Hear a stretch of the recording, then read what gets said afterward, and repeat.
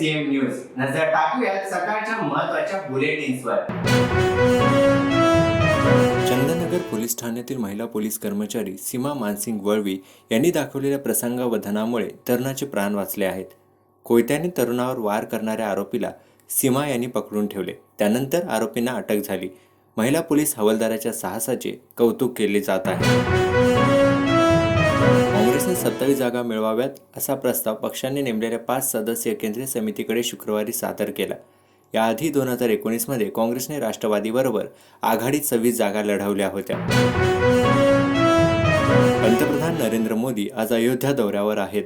Ayodhya Dham railway station आणि अयोध्या विमानतळाचे नरेंद्र मोदींच्या हस्ते लोकार्पण. उद्धव ठाकरे, शरद पवार, राज ठाकरे आदींना राम मंदिर प्राणप्रतिष्ठा सोहळ्याचं निमंत्रण देण्यात आलं आहे. श्रीराम जन्मभूमी तीर्थक्षेत्राकडून कुरिअरच्या माध्यमातून ही निमंत्रण पत्रिका पाठवण्यात आली आहे. छत्रपती संभाजीनगरमध्ये MIM कार्यकर्ते आक्रमक झाले. वंदे भारत एक्सप्रेस उद्घाटन पत्रिकेत MIMचे खासदार इम्तियाज जलील यांचं नाव नसल्याने कार्यकर्ते आक्रमक. आरे बांद्रा कुर्ला कॉम्प्लेक्स या मार्गावर उभारली गेलेली मेट्रो 3 एप्रिलमध्ये धावणार आहे. मेट्रो 3 साठीचं कारशेड उभारण्याच्या कामात उशीर झाल्याने मुहूर्ताला विलंब झाला आहे.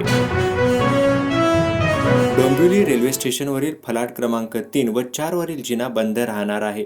31 डिसेंबरपासून जिन्याच्या देखभाल आणि दुरुस्तीचे काम सुरू होणार असून हे काम 40 दिवस चालणार आहे. मुंबई पोलीस 2023च्या शेवटच्या दिवशी विशेष मोहीम राबवणार आहेत. मुंबईत ठिकठिकाणी नाकाबंदी केली जाणार आहे. गर्दीच्या ठिकाणी पोलीस गस्त घालतील आणि सुरक्षा ठेवण्यासाठी चौक्या उभारतील. तसेच हिट, ड्रंक अँड ड्राईव्ह घटना रोखणे आणि वाहतूक नियमांची अंमलबजावणी करणे यावर लक्ष केंद्रित केले जाईल.